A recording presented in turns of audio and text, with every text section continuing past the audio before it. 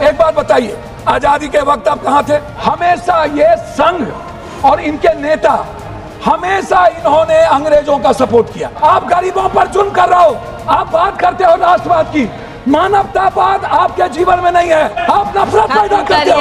Madam, Vande Mataram सिर्फ एक चीज नहीं है, वह निभाने की चीज होती है। राष्ट्रीय गीत सम्मान जरूरी है, पर राष्ट्र की समस्या का समाधान, ये बात हम नहीं कह रहे, ये बात रविन्द्रनाथ टैगोर ने कहा था। साहस, बलिदान और राष्ट्रभक्ति का प्रतीक राष्ट्रवाद से ज्यादा मानवतावाद, नव मानवतावाद, नैतिकतावाद, मूल्यवाद एवं रोटीवाद का महत्वपूर्ण परिभाषा है। देशभक्ति भूखे से और भूखे पेट नहीं चलती है, इसीलिए उन्होंने कहा था कि वंदे मातरम सिर्फ गीत नहीं, मूल्यों का प्रतीक है। उन्होंने साफ शब्दों में एक बात कही थी कि कुछ लोग कभी आएंगे, शेर का खाल पहनेंगे और उसके शक्ल में शेर बन करके भारत की मूल आत्मा पर, मैडम बोलने तो दीजिए, संविधान को जलाया किसने था? संविधान, देश के संविधान ने भारत लोकतंत्र बनाया, जलाकर आप किसे संस्कार का परिचय दिए? मैं आपसे जानना चाहता हूं, 53 साल आपने राष्ट्रीय झंडा क्यों नहीं लगाया? मैं आपसे जानना चाहता हूं कि आपके संस्था में, संगठन में और आपके संघ में कभी वंदे मातरम की संगीत और गीत क्यों नहीं हुई?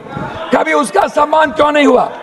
मैं लाखों, दूसरी बात, मैं आपसे एक बात कहना चाहूंगा, जब पूरा दुनिया, आप जो आज यहाँ अपनी कमियों को ढकने के लिए, मैडम 2-3 कमियों को ढकने के लिए, आप छुपाने के लिए, जो ये 150 साल के बाद जो पूरी दुनिया जिसका सम्मान करती है, पूरा राष्ट्र जिस सच्चाई के रास्ते चलता है, आप जिनको, आप एक बात बताइए, आजादी के वक्त आप कहां थे? नेहरू जी 10 साल जेल में रहे, मिट्टी पर रहे।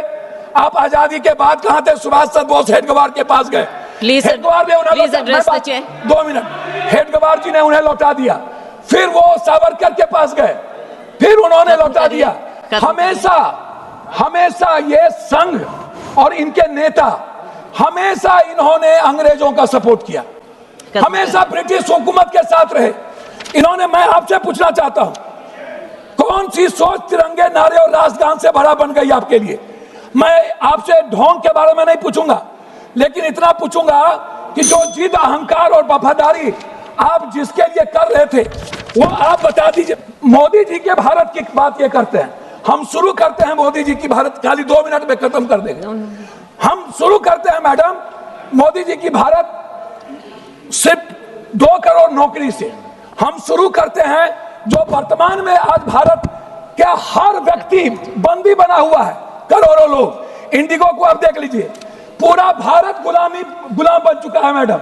दूसरी चीज, मैं शुरू करता हूं आपको स्विस बैंक के पैसे से, डॉलर से, मैं शुरू करता हूं नोटबंदी से, मैं शुरू करता हूं जीएसटी से, मैं शुरू करता हूं मैं शुरू करता हूं किसान की आत्महत्या से, मैं शुरू करता हूं बिहार में आप बुलडोजर चला रहे हो, आप गरीबों पर जुल्म कर रहे हो, आप बात करते हो राष्ट्रवाद की, मानवतावाद आपके जीवन में नहीं है, आप इकोनॉमी की बात नहीं करते हो, आप एजुकेशन की बात नहीं करते हो, आप वाटर की बात नहीं करते हो, आप प्रदूषण की बात नहीं करते हो, आप रुपया की बात नहीं करते हो, आप शेयर मार्केट की बात नहीं करते हो, आप स्किल की बात नहीं करते हो, आप स्टार्टअप की बात नहीं करते हो, आप स्वास्थ्य की बात नहीं करते हो, आप बात करते हो कब्रिस्तान, ईद, बकरीद, आप बात करते हो नफरत की, आप नफरत पैदा करते हो।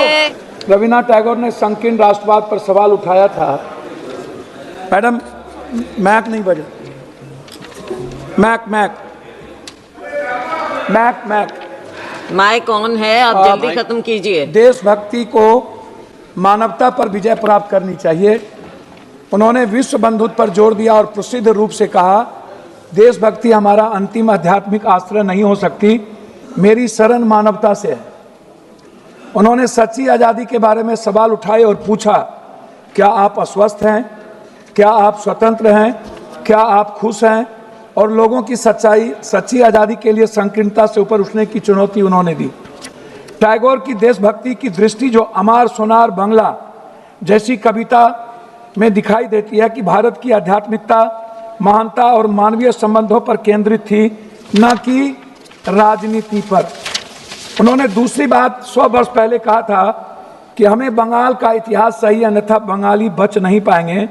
बंगाल का इतिहास चाहे जैसा भी लिखा जाए, यह मातृभूमि के लिए एक पुष्पांजलि है।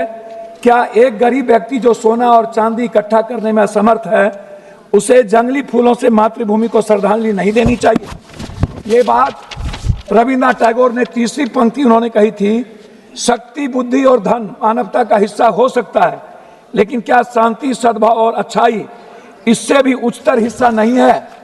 इनको समझ में नहीं आएगा मैडम कि राष्ट्रीय गीत हमारे जीवन की संस्कृति है, हमारा संस्कार है, हमारा चरित्र है, हमारा विचार है, हमारे चिंतन में है, हमारे समर्पण में है, आहार व्यवहार खान पान में है, हमारे दायित्व और कर्तव्य की मूल आत्मा है और भावना है।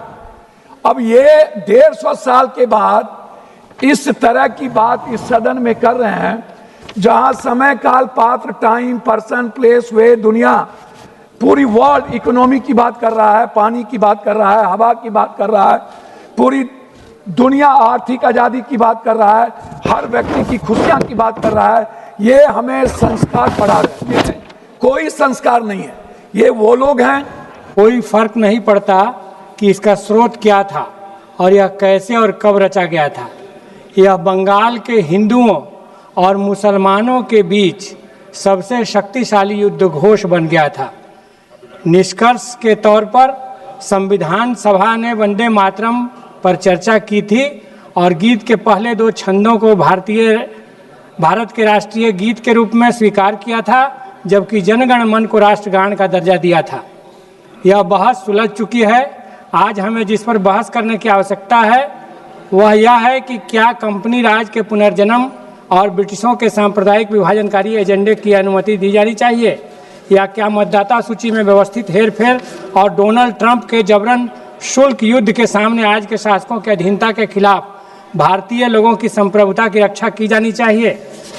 महोदया, मैं ये कहना चाहूँगा कि आज जो प्रधानमंत्री ने और रक्षा मंत्री ने जो राष्ट्रगान के रूप में इतना दिन से गाया जा रहा है उस स्टैंजा को यहाँ उद्धृत नहीं किया।